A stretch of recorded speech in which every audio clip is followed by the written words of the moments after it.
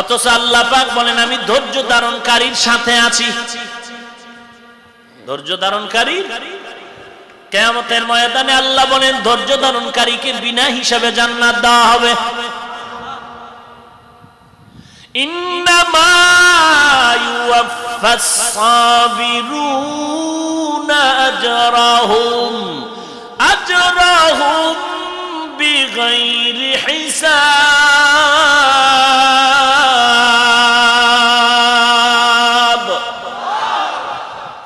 ধৈর্য ধারণকারীকে আল্লাহ বেগাইরে হিসাব জান্নাত দিয়ে দিবেন কিয়ামতের ময়দানে। এরে নবীর আশিক উম্মতের দল, 1 নম্বরে লাগবে ধৈর্য, 2 নম্বরে লাগবে নামাজ। আপনার মধ্যে ধৈর্য যদি না থাকে, নামাজের মোহাব্বত যদি না থাকে, যতবার চাইবেন পাওয়া যাবে না। আল্লাহর বান্দা, যুবক, গরিবের সন্তান, আল্লাহর গোলাম, আল্লাহর বান্দা এতদিন আল্লাহকে ভালো করে চিনে নাই। এখন একজন আল্লাহওয়ালার সোহবত পাইয়া বান্দা আল্লাহর পরিচয় পেয়ে গেল। এখন আল্লাহর জন্য পাগল, বিবাহ করার শখ আসছে, এখন দুনিয়ার টাকা পয়সা চায় না। এতদিন মনে মনে খুঁজতো কোন বাড়ির বড় লোকের মাইয়া পাওয়া যায়, ওই মাইয়াটারে বিয়া করব। কেন বড় বড় লোকের মেয়ে বিয়া করলে বাড়ি পাওয়া যাবে, গাড়ি পাওয়া যাবে, বিদেশ সফর করা যাবে। ওরে বান্দা, টাকা আর বাড়ি গাড়ি শান্তির মালিক না, শান্তি দেওয়ার মালিক হলেন আমার আল্লাহ। আল্লাহর বান্দা বুঝে না, এখন তো আল্লাহর মোহাব্বত আসছে, এখন বলে আমার টাকা লাগবে না, গাড়ি লাগবে না, বাড়ি লাগবে না, আমি এমন একটা মেয়ে বিয়া করব, গরিব হলেও কোনো দোষ নাই, তবে দেখবো কোরআনের তেলাওয়াত জানেনি। আল্লাহর বান্দা খবর নিতে নিতে দেখে কোথাও পাওয়া যায় না। আল্লাহর বান্দা আল্লাহর দরবারে কান্না করে, ও দয়ার মালিক, তুমি একজন কোরআনওয়ালা মেয়ে আমার বিবি হিসাবে কবুল করে নাও। এরে আল্লাহর বান্দা, এই ময়দানে যারা বিবাহ করলেন, কোরআনওয়ালা যদি বিবি ঘরের মধ্যে পাইয়া থাকেন, আল্লাহর কাছে শুকর আদায় করেন, নামাজের সিজদায় পড়ে দোয়া করেন, আপনার ঘর দুনিয়াতেই জান্নাতের বাগান। আর যার স্ত্রী কোরআন পড়তে পারে না, তার হালাত আর আমি কি বলবো রে ভাই। কোরআন যার সিনার মধ্যে থাকবে, তার উপরে আল্লাহর রহমত, ওর গর্বের সন্তানগুলো কোনোদিন সন্ত্রাসী হবে না, চাঁদাবাজ হবে না, বেয়াদব হবে না, কোনদিন কোন মুরব্বীর সাথে বেয়াদবি করবে না, কোন আলেমের সাথে বেয়াদবি করবে না, জবান দ্বারা কাউকে গালাগালি করবে না। এ বান্দা, তুমি যদি ভালো ফল খেতে চাও, ভালো গাছ লাগাও। ভালো সন্তানের আব্বা যদি হতে চাও, ভালো মা ঘরের মধ্যে নাও। ভালো মা কেমনে নির্ণয় করবা? রমনা পার্কের গোড়ায় পাইবা। এরে আল্লাহর বান্দা, ভালো মা যদি খুঁজো, 1 নম্বরে দেখো আল্লাহর কোরআন, 2 নম্বরে দেখবা নবীর আদর্শ। এরে নবীর উম্মতের দল, যুবক আল্লাহর কাছে কান্না করেছেন, চোখের পানির দোয়া বৃথা যায় না। এই যুবক, ঘুমাও। যারা বিয়া করো নাই, কি নিয়তে আসো? শ্বশুর বাড়ির পায়খানা খাবি? হ্যাঁ, তোরে জুতা দিয়ে বাইরে এলেও তো জাল মিটে না। তুই কত বড় ডাকাত, বদমাশ, ইতর, ফকিন্নির বাচ্চা তুই। তোর মতো বেঈমান আর ডাকাত কেউ হতে পারে না যে শ্বশুর বাড়ির পায়খানা খায় যৌতুকের নামে। ওর মতো ডাকাত, চোর, বদমাশ, বেয়াদব, লুচ্চা, বেহায়া কেউ না। ওর মাও খারাপ, ওর বাপও খারাপ। এই দেশেই গজব নাই। হ্যাঁ, চেয়ারম্যান সাহেবদের বাইন দেয়া ইচ্ছা রকম থানায় নিয়ে ভিডান দরকার। এই যুবক, তোর হাত নাই, তা তুই বিয়ার আগের রাইতে হাত 2টা কাটতে ফালাবি, কারণ তুই পুরুষ নামের কলঙ্ক। আর যদি বীর পুরুষ হও, এই হাতের বাহুবল দিয়ে চ্যালেঞ্জ করবি, আমার হাত দিয়ে কামাই করে বউ তুই খাবি, শ্বশুরের গোষ্ঠীও খাবি, আমার মা বাপ খাবে, কারো থেকে ভিক্ষা নিব না পায়খানার নামে। তোর রক্ত এত ঠান্ডা হয়ে গেল কেন? তোর লজ্জা কোথায় হারিয়ে গেল? যেই মা বাপ বলে যৌতুক না ছাড়া বিবাহ দিব না নিব না, ওই মা বাবার বিরুদ্ধে মামলা করো, কারণ এদের দ্বারাই সমাজে অশান্তি শুরু হয়। কিয়ামতের দিন রেহাই নাই হাজী সাহেব, খবর আছে। হ্যাঁ, লম্বা তসবিহ টের পাইবেন বেতের বাড়ি কারে কয়। আল্লাহ কুদরতের হাতে আমাদেরকে হেদায়েত দান করুন। কপালে বিয়া আছে কিনা তো জানি না, যেই তালে মোবাইল চালাইতে আসো, যে বিয়ার কাম তো আগেই সারতে আছো, এখন বউ পাবি কিনা আমার সন্দেহ। যদি পাও খোদায় কপালে রাখে, তাহলে নিয়ত কর যে কিছু চাই না, অন্তত কোরআন পড়া বউ চাই। আল্লাহর কাছে দোয়া করুন। যুবকরা কি রাজি আছে? ইনশাআল্লাহ। হো 40 বছর হাত দেখায় ধোকা কম দাও নাই, হাত দেখানোর দরকার নাই, আল্লাহর সাথে ওয়াদাটা ঠিক রাখো। ঠিক আছে তো ইনশাআল্লাহ? হায় হায় হায় হায়, বড় মুসিবত। রিজিক দেওয়ার মালিক কে?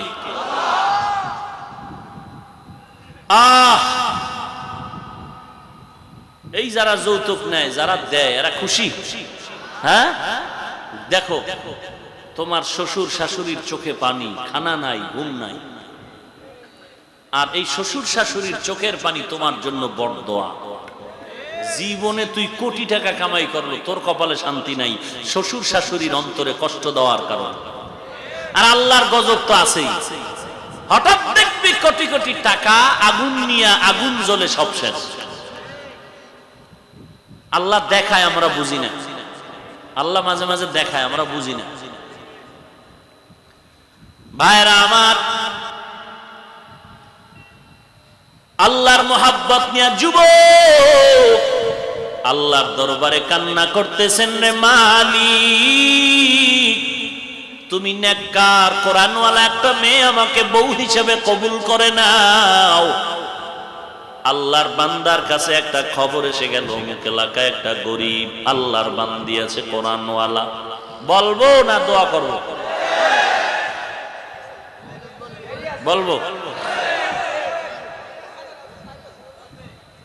ভাইরা আমার, যুবক খবর পেয়ে গেল অমুক এলাকায় গরিবের সন্তান, কিছু নাই, গরিব গরিব গরিব, কিন্তু কি আছে? কোরআন। আল্লাহর বান্দা প্রস্তাব রাজি হওয়ার পরে বিবাহটা হয়ে গেল। সংক্ষেপে গুছায় নিতেছি রে ভাই, বিবাহ বন্ধনটা কমপ্লিট হওয়ার পর আল্লাহর বান্দা যুবক চিন্তা করে, আমার বিবি নিয়ে পর্দা রক্ষা করে চলতে হবে, কারণ বেগানার বদনজর লাগলে স্ত্রীর গর্ভের ভিতরে আসর শুরু হয়ে যাবে। বদনজর লাগে না?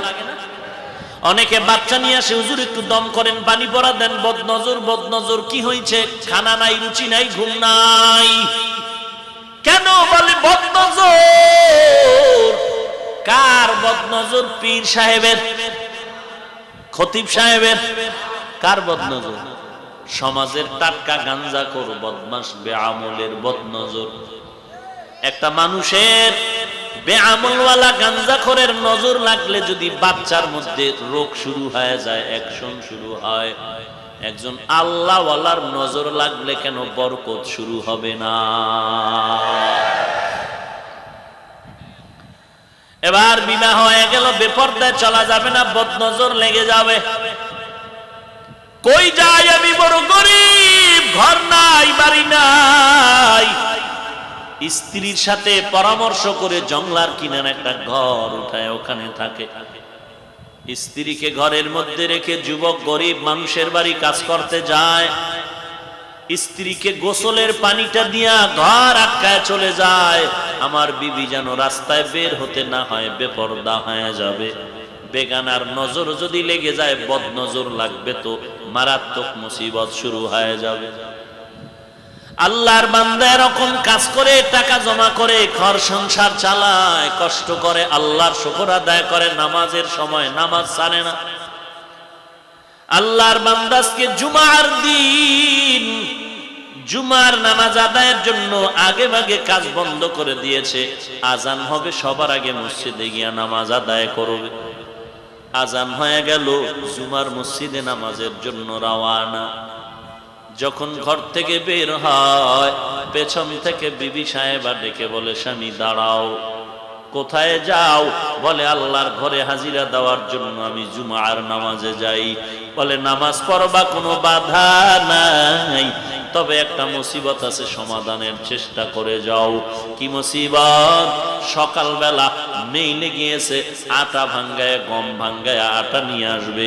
মিলে বিদ্যুতের সমস্যার কারণে আটা নিয়ে আসতে পারেন নাই। এখন যদি এনে না দেন, নামাজের পরে আবার মিল বন্ধ হয়ে যাবে, 2-3 দিনে মিল খুলবে না। ঘরের মধ্যে অবশিষ্ট কোনো আটাও নাই যে রুটি বানায় আমরা খাবো। ঘরের মধ্যে উপবাস থাকতে হবে। নামাজ পড়তে যাও, তবে আটার বস্তাটা এনে তারপরে যাও। আল্লাহর বান্দা যুবক চিন্তায় পড়ে গেলেন, নামাজেও যাওয়া দরকার, আটার বস্তাও আনা দরকার। এখন আমি নামাজে যাব নাকি আটার বস্তা আনতে যাব? চিন্তা করে করে সামন দিকে আগায়। বাড়ির আঙ্গিনাটা পেরিয়ে যাওয়ার পর পেছন থেকে একটা ছোট বাচ্চা দৌড়ায়, বলে কাকা দাঁড়াও।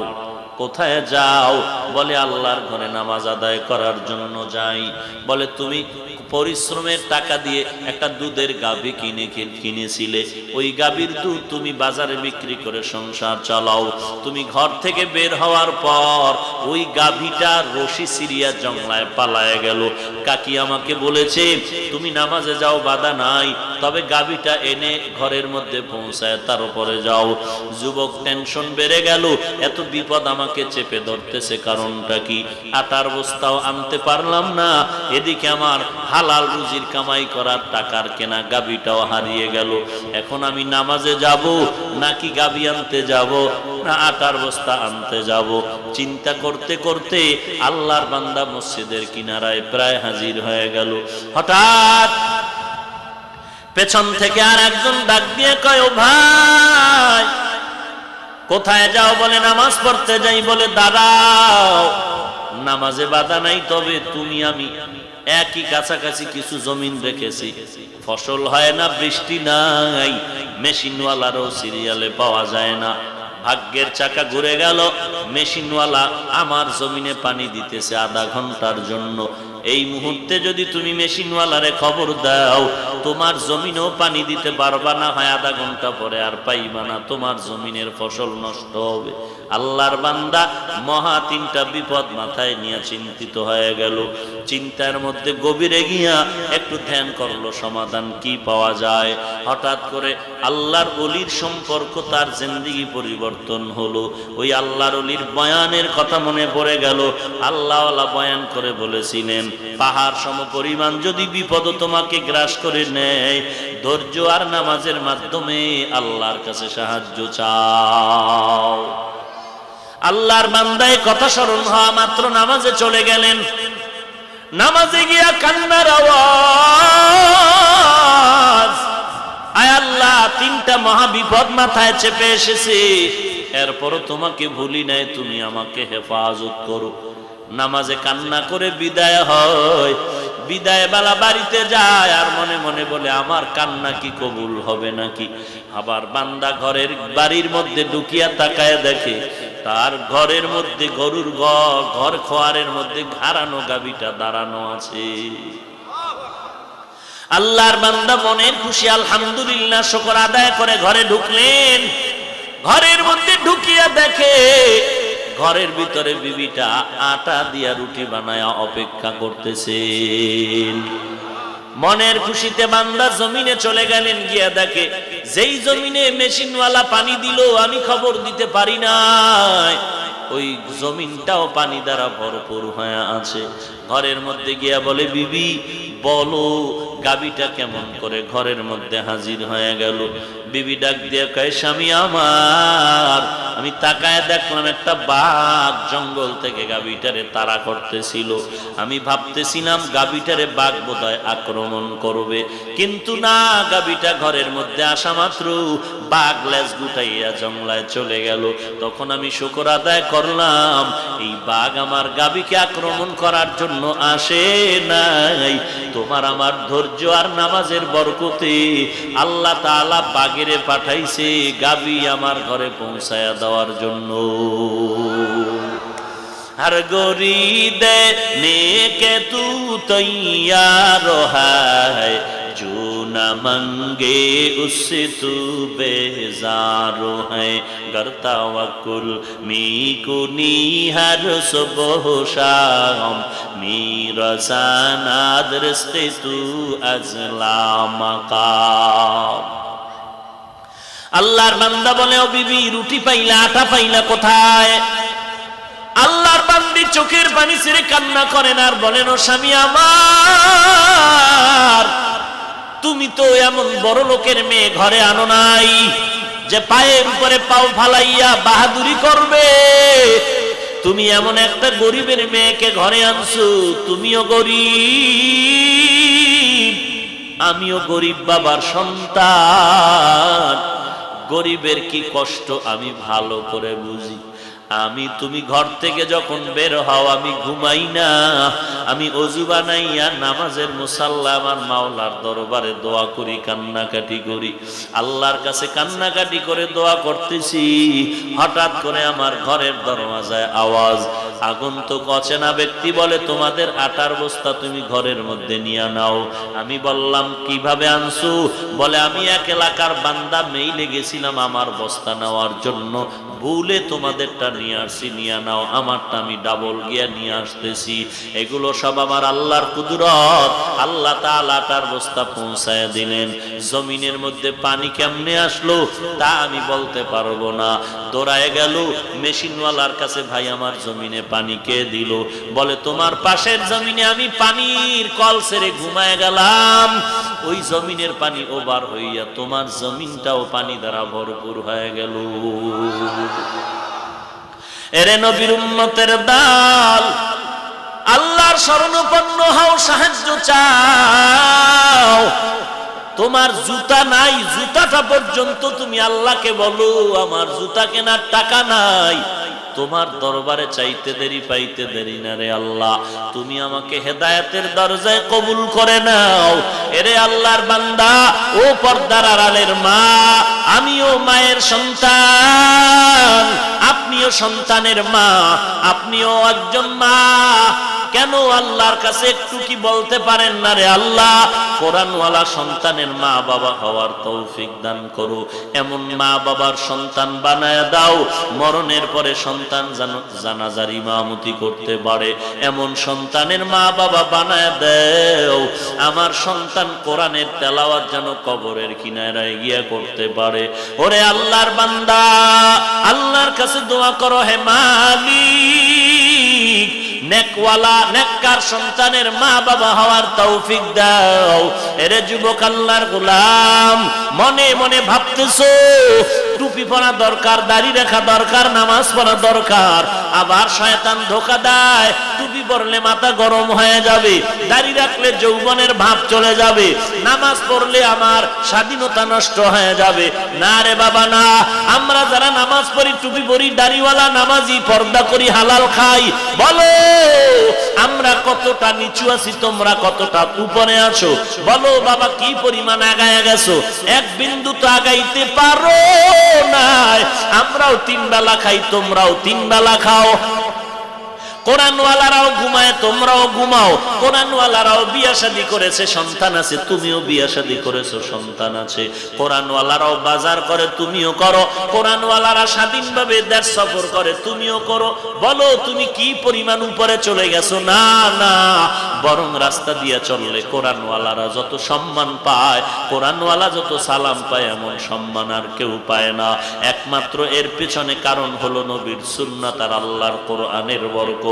এরে নবীর উম্মতের দল, আমি বলি না তুমি হুজুর হয়ে যাও, স্কুল ছেড়ে দাও, না না। স্কুলে পড়ো, কলেজে পড়ো, ভার্সিটিতে পড়ো, চাকরি করো, ব্যবসা করো।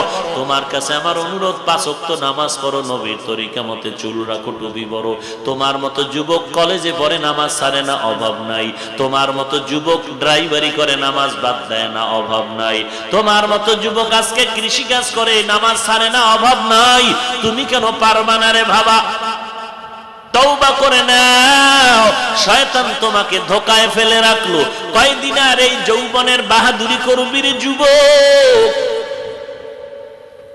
এমন কোন দিন নেই যে যুবকের মরণের খবর নাই। একটু চিন্তা করে দেখো, জীবনে কত বন্ধু দিয়া খেলার মাঠে খেলাধুলা করছো, আজকে অনেকেই নাই।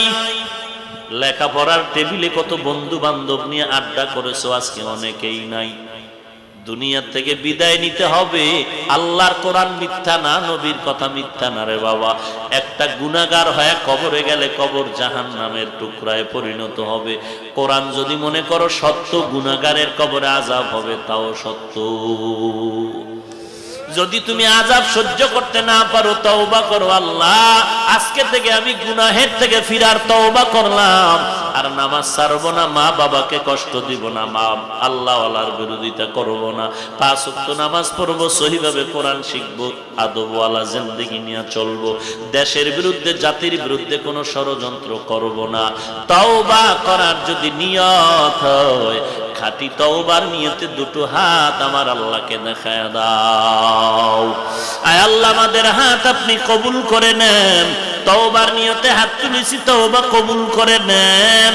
তওবার উপরে মজবুত হয়ে চলার মতো তৌফিক দান করেন, আমিন। আলহামদুলিল্লাহি রাব্বিল আলামিন, ওয়াসসালাতু ওয়াসসালামু আলা সাইয়্যিদিল আমবিয়াই ওয়াল মুরসালিন ওয়া আলা আলিহি ওয়া আসহাবিহি আজমাইন।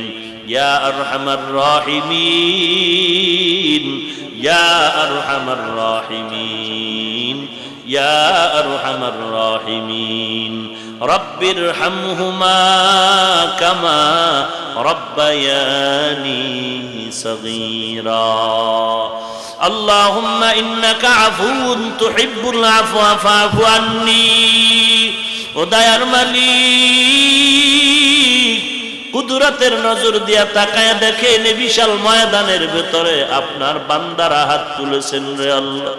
কত উলামায়ে কেরামরা হাত তুলেছেন, কত ব্যবসায়ী, কত চাকরিজীবী, কত শ্রমিকেরা হাত তুলেছেন। আয় আল্লাহ, কত যুবক, কত ছাত্র ভাই, ছোট ছোট বাচ্চা, পর্দার আড়ালের মা বোনেরা হাত তুলেছেন। আয় আল্লাহ, বসারও জায়গা পায় না, দাঁড়ায় দাঁড়ায় দিনের কথাগুলো শুনলেন। টাকার লোভে আসে নাই, খানার লোভে আসে নাই। আমরা সবাই আপনার দরজায় হাজির হয়েছি, জাহান্নাম থেকে মুক্তি চাই। মেহেরবানি করে আমাদের সকলকে জাহান্নাম থেকে মুক্তির ব্যবস্থা করে দেন আল্লাহ।